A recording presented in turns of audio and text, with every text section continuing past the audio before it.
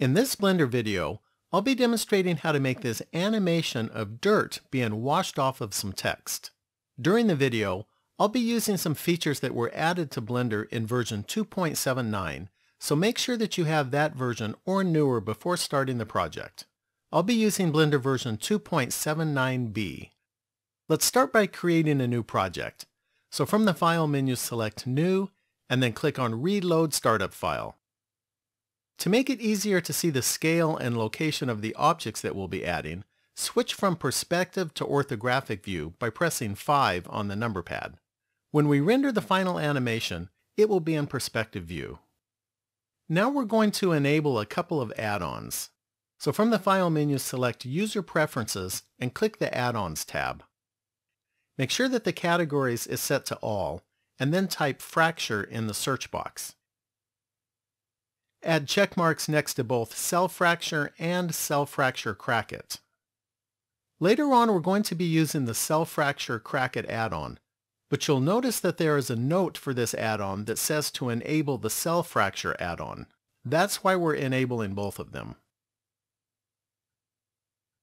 Now delete the cube by right-clicking on it to make sure that it's selected, and then press X. Next, we're going to add some text. We'll start by centering the 3D cursor in case it moved. So press Shift-S and select Cursor to Center. Then press Shift-A and add some text. Now rotate it on the X-axis by pressing R, then X, then 90, then Enter. Next, we'll change the text, so press Tab for Edit Mode. Then delete the default text and add your own. Then press Tab to return to Object Mode. Now we'll give it some depth, so select the Object Data panel and set the Extrude value to 0.1. Then round off the edges by setting the Bevel Depth value to 0.02 and the resolution to 2. Next, we'll add a floor for the text to sit on. So start by centering the 3D cursor in case it moved. So press Shift-S and select Cursor to Center. Now press Shift-A and add a mesh plane. Then go to the outliner and name this object Floor so that we can easily refer to it later on. Next, scale it up in size by pressing S, then 100, then Enter. Now we'll move it into position, so press 1 on the number pad for front view.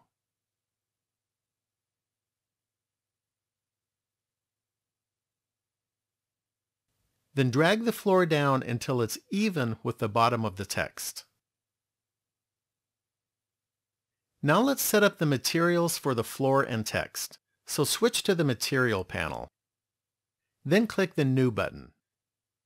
Then come up here and change this from Blender Render to Cycles Render. Now click the Use Nodes button. Set the surface type to the Principled Shader. Then set the base color to a hex value of B4, B4, B4.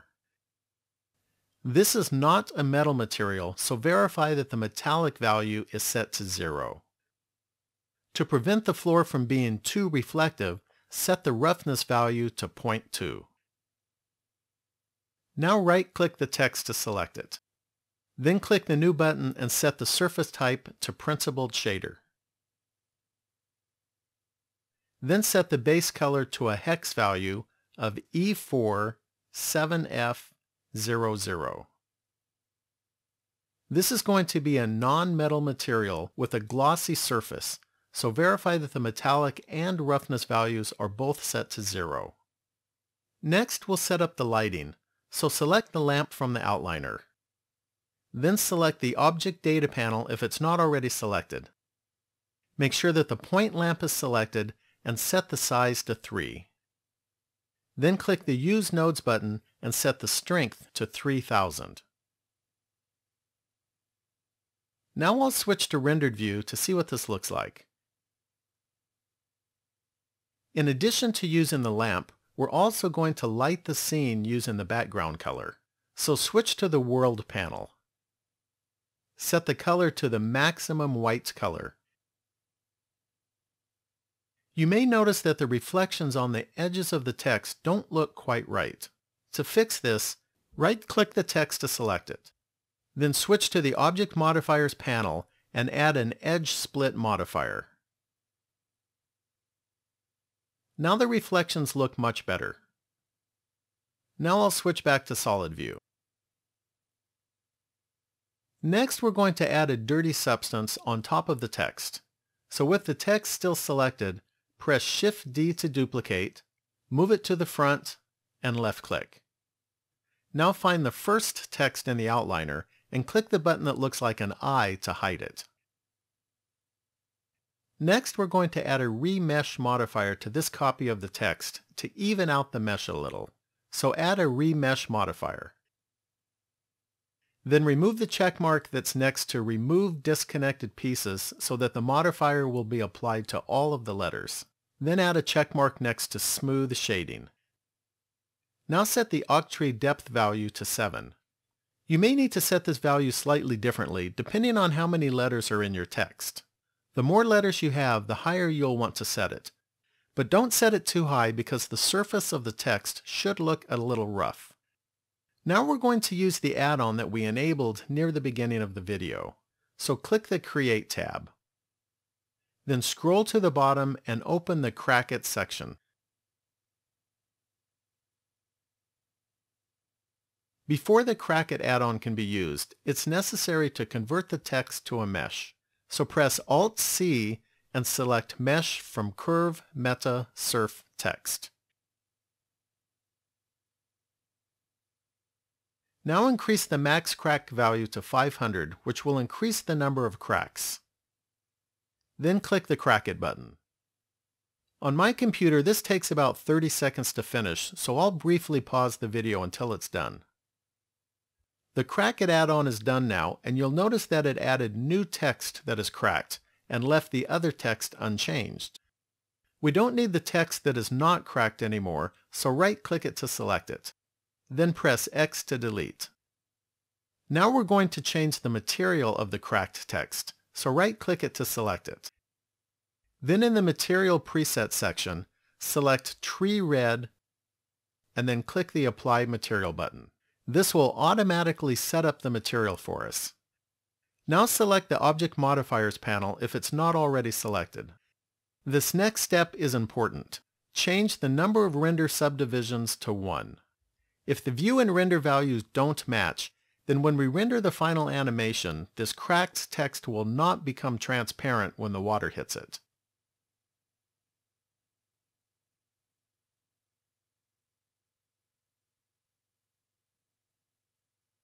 Now I'll switch to rendered view to see what this looks like.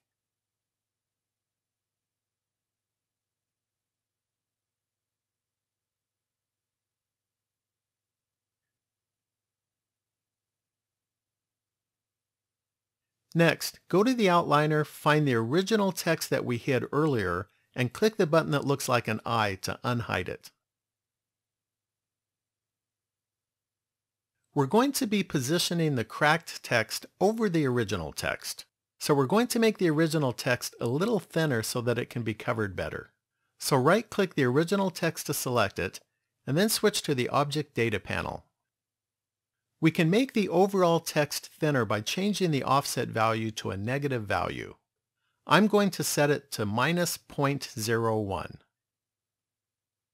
Then shorten it on the y-axis by pressing S, then Y, then 0.7, then Enter. Now let's position the cracked text over the original text. So hold down the Control key and press 1 on the number pad for back view. Then right-click the cracked text to select it. Then press G to move and drag the cracked text until it's aligned with the original text. Now press 3 on the number pad for right side view. Then press G to move and drag it until it's aligned with the original text.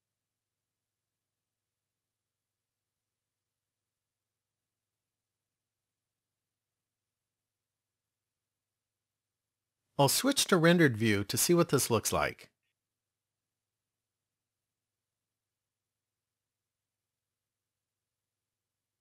You can see some of the original orange text covered with the cracked and dirty text.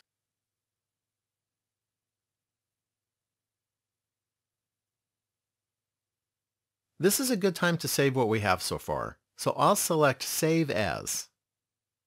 I'm going to name the project Wash.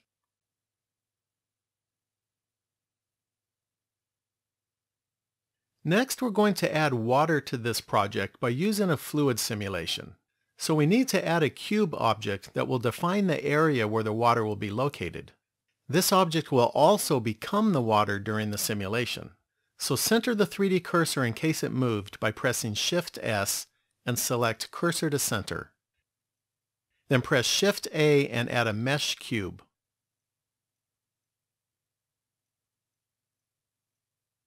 Now scale it on the x-axis by pressing S, then X, then 2, then Enter. Then scale it on the y-axis by pressing S, then Y, then 2, then Enter. Now press 1 on the number pad for front view. Then switch to wireframe view so that we can see both the cube and the text. Next, move the cube to the side until it's centered over the text. If you have a longer or shorter string of text, then you may need to scale the width of the cube. Now press 3 on the number pad for right side view. Next, drag the cube until the right edge is about half of a large grid division from the center of the text. Now move it up on the z-axis by pressing G, then Z, then 0.7, then Enter. Now that the area is defined for the water, let's add a water source. So press Shift A and add a mesh plane. Rotate it on the x-axis by pressing R, then X, then 90, then Enter. Then scale it down in size by pressing S, then 0.15, then Enter. Next, we'll move it into its starting position. So press 3 on the number pad for right side view. Then drag the water source to the left until it's 3 large grid divisions from the center of the text. Then press 1 on the number pad for front view. Now press G to move and position the water source next to the left edge of the text and center it between the top and bottom of the B. Make sure that the water source remains inside the domain cube. You can increase the size of the domain cube if necessary. Now we're going to animate the position of the water source by adding some keyframes.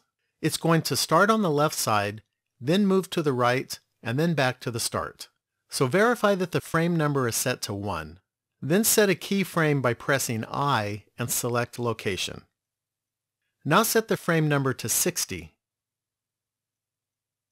Then drag the water source to the right edge of the text. Make sure that the water source remains inside the domain cube. Then press I and select Location. Now set the frame number to 120. Drag the water source to the left edge of the text. Then set a keyframe by pressing I and then select Location. I'll move to the beginning of the timeline and play it back so that we can see what it looks like.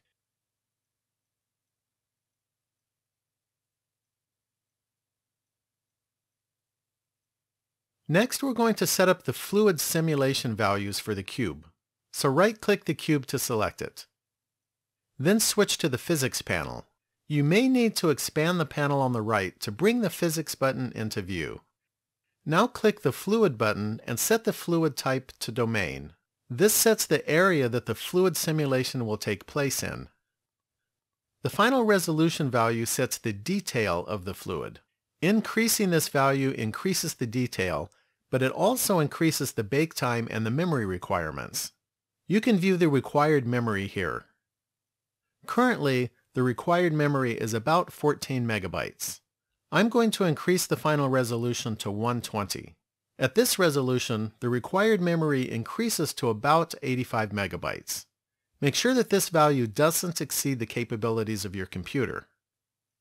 Currently, the viewport display value is set to preview. This will cause the water that will be displayed in the 3D view window to use a resolution of 45. To view the water in the 3D view window with the final resolution value of 120, Change the viewport display to Final.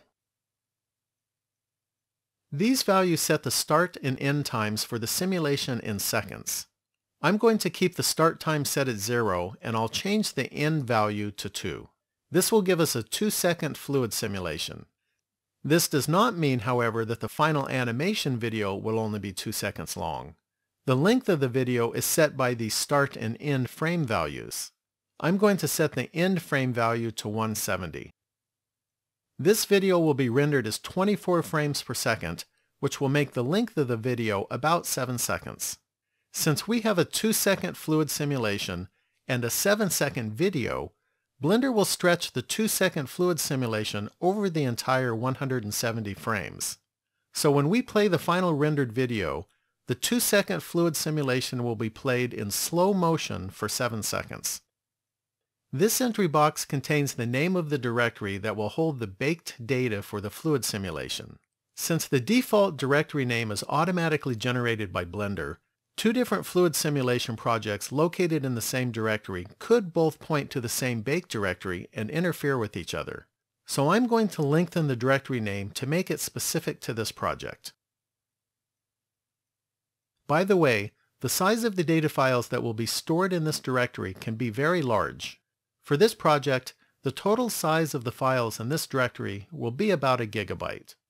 If you're using a higher resolution value or your animation has more frames, then the total size of the file in this directory can be even higher.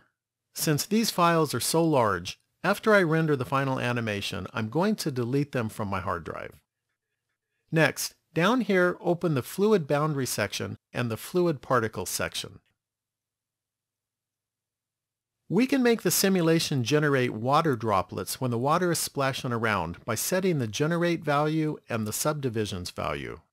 Increasing the generate value will increase the number of water droplets that will be generated. I'm going to set this value to 1, which will generate plenty of water droplets. In order for water droplets to be generated, the number of subdivisions also needs to be set to at least 2. I'm going to set it to 3, which will make the water droplets look a little smoother. Increasing the generate and subdivisions values will also increase the size of the files in the baked data directory. Next, we'll set up the simulation values for the water source. So right-click the water source to select it. Then click the Fluid button and set the type to Inflow. This will set up this object to be the source of the water flowing into the domain cube. Since this object is a plane and doesn't have any thickness, change the volume initialization value to shell. This is where we can set the inflow velocity for the water. We're going to set this up to start the water flow at frame 1 and stop the flow at frame 121. We're also going to set it up to change the direction that it is flowing when the water source reaches the right edge of the text at frame 61. So set the frame number to 1. Then set the inflow velocity for the y direction to 5, which will make the water flow toward the text. Then right-click the value and select Insert Keyframes. Now set the frame number to 60. Then right-click the value and select Insert Keyframes. Now set the frame number to 61. This is where we're going to change the direction that the water will flow. So set the Z value to 1. This will make the water also flow upward a little. Now right-click the value and select Insert Keyframes. Next, set the frame number to 120. Then right-click the values and select Insert Keyframes. Now set the frame number to 121. This is where we're going to turn the water off. So set both the Y and Z values to 0. Then right-click the values and select Insert Keyframes. By the way, these inflow velocity values that I'm using came from experimentation. I just kept trying different values until I got something that I liked. Next, we're going to set up our smooth text that is not cracked to be an obstacle to the water. So go to the outliner and select the first text that we created. In order to make it part of the fluid simulation, we need to convert it into a mesh. So press Alt-C and select Mesh from Curve Meta Surf Text. Then click the Fluid button and set the type to Obstacle. I'm going to keep all of the default values. We have one more obstacle to add to the fluid simulation, and that's going to be a floor. So go to the outliner and select the floor object. Then duplicate it without moving it by pressing Shift-D and then right-click.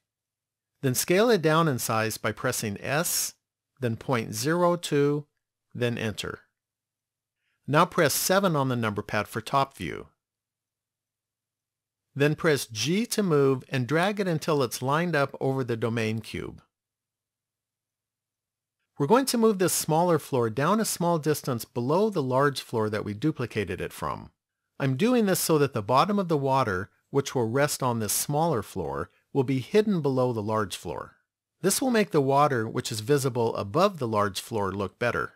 So move the small floor down on the Z-axis by pressing G, then Z, then minus 0.06, then Enter. Now click the Fluid button and set the type to Obstacle. Since this object is a plane which doesn't have any thickness, set the Volume Initialization value to Shell. Now we're ready to run the fluid simulation, but I'm going to save the project first in case something goes wrong during the simulation. Now we'll run the simulation. So right-click the domain cube to select it. Then click the Bake button. You should see a progress bar at the top. If you want to stop the simulation, you can click the X. This is going to take several minutes to run, so I'm going to pause the video until the simulation is done. The simulation is done now, and you'll notice that the domain cube has turned into the water. I'll switch to solid view now. Here's what it looks like when I scrub the timeline.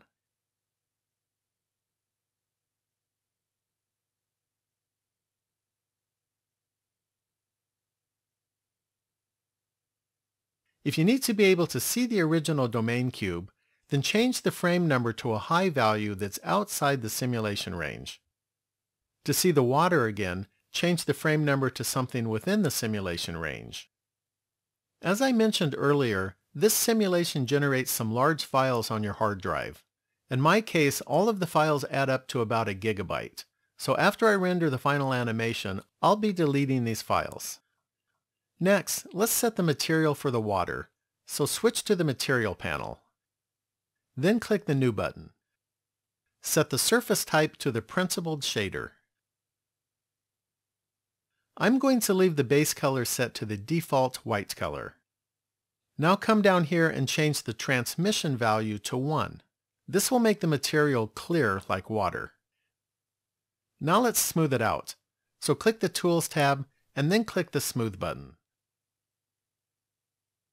I'll switch to rendered view so that we can see what this looks like.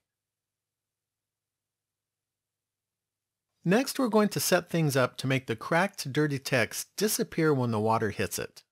We'll do this by using Dynamic Paint. To use Dynamic Paint, objects are set up as brushes and canvases. In our case, the water will be the brush and the cracked, dirty text will be the canvas. After Dynamic Paint is set up, we'll be able to use some nodes to make the cracked, dirty text transparent as it's painted with the water. To make the water a brush, make sure that the water is still selected. Then switch to the Physics panel if it's not already selected. Now click the Dynamic Paints button. Then click the Brush button and then the Add Brush button. Set the Dynamic Paint source to proximity so that it will paint the canvas when it gets close. You can control the distance at which the brush will paint the canvas by setting the paint distance value. I'm going to use a value of 0.02. Now let's set up the cracked, dirty text to be a canvas. So find it in the outliner and select it. In my project, it's named Text 001 Crack. Then click the Dynamic Paints button. Make sure that the canvas is selected and then click the Add Canvas button. Verify that the surface type is set to Paint. Also, verify that the start and end frames are set to 1 and 170, which should match these values down here. Now open the Dynamic Paint Cache section. Then click the Bake button. You can see the progress up here. I'm going to pause the video while it bakes. The baking is finished. If you need to make any changes after you've baked the dynamic paint, then click the Free Bake button, make the changes, and then click the Bake button again. Now let's set up the material nodes for the cracked, dirty text. So switch to the Compositing screen layout. Then click the Shader Nodes button. There should already be a material here that was automatically set up when we used the Cell Fracture Crack It add-on and applied the tree red material, but you may need to zoom out to see it.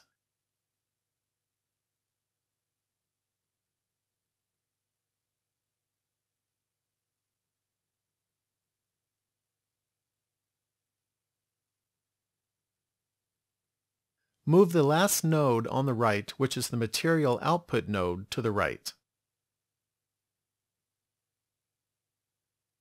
We're going to add 4 nodes in front of this node.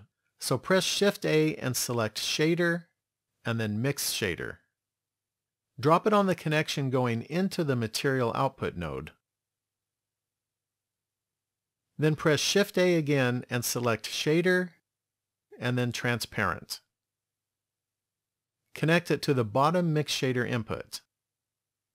Make sure that the color is set to the maximum white color, which will allow it to become completely transparent. Next, we're going to add an attribute node so that we can control where the cracked, dirty text will be transparent. So press Shift-A and select Input, and then Attribute.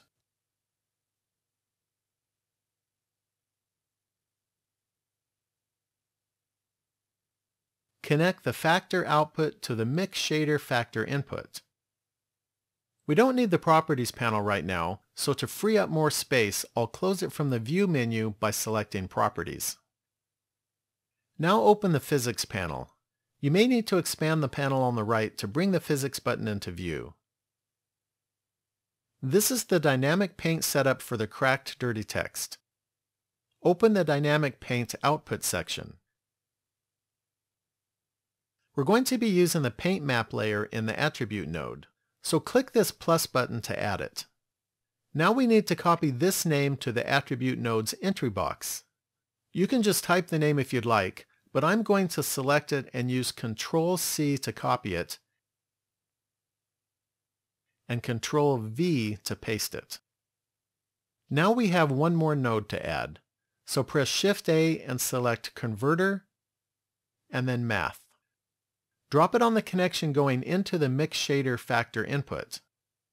Change the math type to greater than, and set the value to 0.1. This node lets us select a specific point where the cracked, dirty text will switch from being completely visible to completely transparent. I'll zoom in on the text in the 3D view window.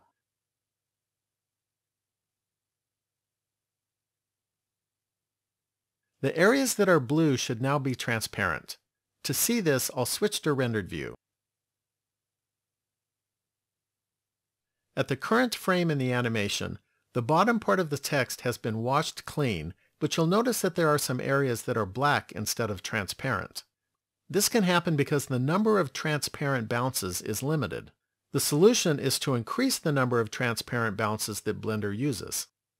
To do this, open the Render panel and then open the Light Paths section.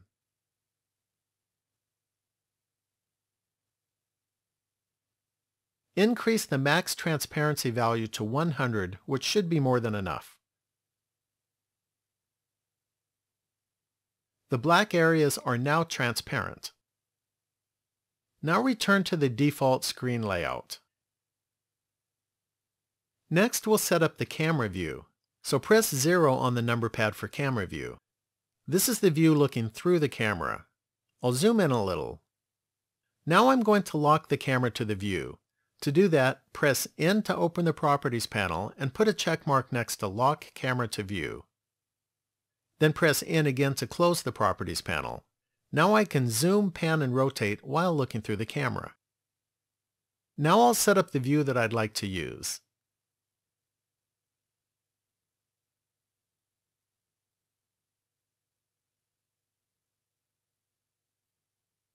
Now let's finish setting up the animation. So switch to the Render panel and open the Sampling section.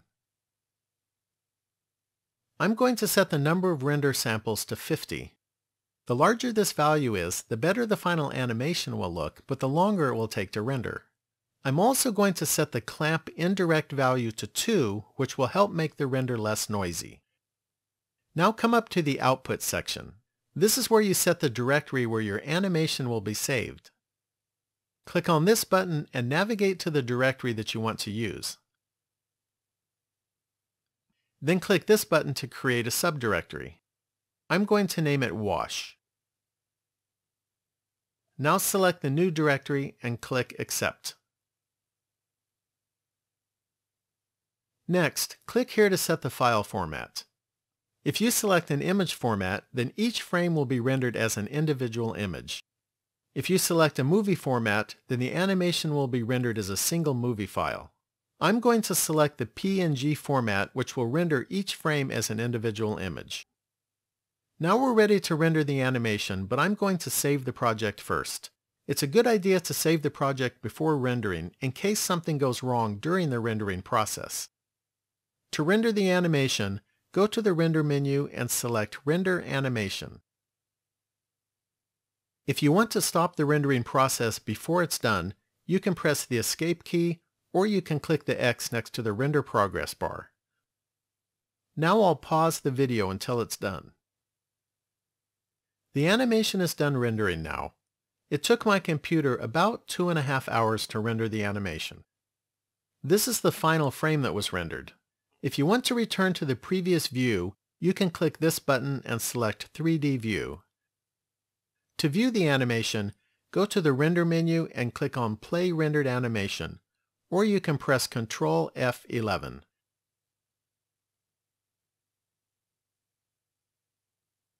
The animation will play through to the end and then start back at the beginning again. If you would like to convert your animation into a single movie file, then you can watch my video on rendering a Blender animation. You can find a link to it in the video description. In that video, I also explain why it can be a good idea to render your animation as individual images. Well, that concludes this video. Thanks for watching, and please subscribe and leave a comment.